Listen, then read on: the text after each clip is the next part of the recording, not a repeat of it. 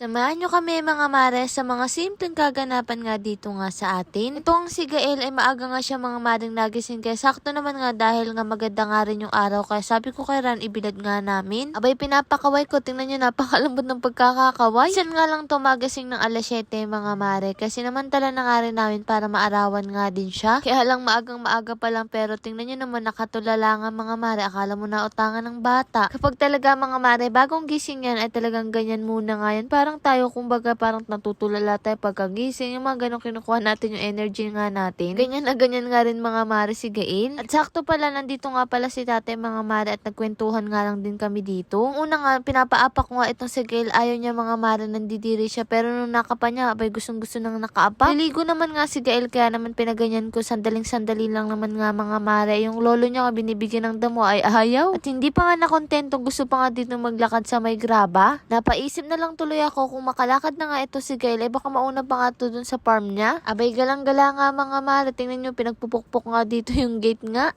Ang ating MC Bester Barley mura na masarap pa dahil may pineapple extract, hindi mapait at hindi lasang damo. Ang sweetener nito ay cocoa sugar kaya natural at friendly sa katawan. Ang barley natin ay gawa sa natural ingredients at gentle for daily use. Marami rin itong healthy support tulad ng pag-support sa natural defense ng katawan, tulong sa healthy digestion at pag-promote ng magandang metabolism. Kapag stress tayo, malaking tulong ang nutrients ng barley para mapanatili ang glow at freshness ng katawan. Diba ano ang kagandahan sa MC Bester Barley natin? Maraming tayong pagpipili ang flavor. Meron tayong barley juice at sa mahilig nga sa mga dark choco at sa mga coffee lover ay meron nga rin tayong kape. Pero sa mga taong mahilig nga sa mga pure barley ay meron nga din tayo, o diba? Tanong, magkano nga ba ang ating barley? Ang ating dark choco ay 1,000, 4 boxes na nga siya at 10 na ang laman. Ang coffee barley ay ganun nga din mga mare. Barley juice at pure barley naman 3 boxes nga rin siya sa halagang 1,000. Free shipping, cash on delivery na nga rin siya nationwide. Pero kapag 1 box naman nga mga mare ng kape ay 350. Nun din ang dark choco. Pag barley juice naman ay 500 isang box, ganun din ang pure barley. Ilalagay ko na nga lang sa comment section kung saan kayo pwedeng bumili. Sila tatay at Alvin naman nga, dito muna nga sila naglagay sa kabila kaya ayan kumuha muna nga sila dito mga natirang sitaw. Hali mamaya nga ay magsisigang nga sila kaya naman edit kumuha na nga rin sila ng sili. O siya mga mare, sa dami nga namin nabasa sa comment section ay talagang napagtanto nga namin na hindi nga natin to kailangang ibenta. Siguro nga ay nagigipit nga tayo ngayon pero marami pa rin nga paraan kaysa ngayon ibenta yung mga pinaghirapan nga nating ipundar. Kaya hindi ko man nga ma-replyan yung mga kino-comment yung mga mare nitong mga nakaraan ay nababasa ko nga lahat yun. At dahil doon salamat sa inyo mga mare sa pagbibigay nyo nga sa amin ng mga payo. Kasi nga hindi nyo talaga kami mga mare nakakalimutan kaya maraming salamat doon. Dahil nga sa mga payo nyo mga mare ay mas natututo nga kami kapag nababasa nga namin yung lahat yun. Kaya nag-usap nga kami ni Ran na tama nga rin kayo. Eto nga si Jeffrey, ipapasok ko nga kako siya sa iba dahil nga may naghahanap nga din. Itong si Alvin naman nga ay kangkong na nga lang daw ang kakainin nga nila. Pero sabi naman nga ni Jeffrey okay nga lang daw yun basta nga nandito nga lang daw sila. Siguro mga na-trauma na nga rin sa mga naranasan nga nila dun sa unang trabaho nga nila dito sa Bulacan. Kaya hindi ko nga rin sila mga mare masisisi kung mas piliin nga nila dito sa atin. Tatanong nga kung bakit nga kailangan pa natin silang pasahuran kung libre naman nga lahat. Dahil itong mga bata na to mga mare kaya hindi din talaga namin mabitawan dahil nagpapadala nga sila sa mga magulang nga nila.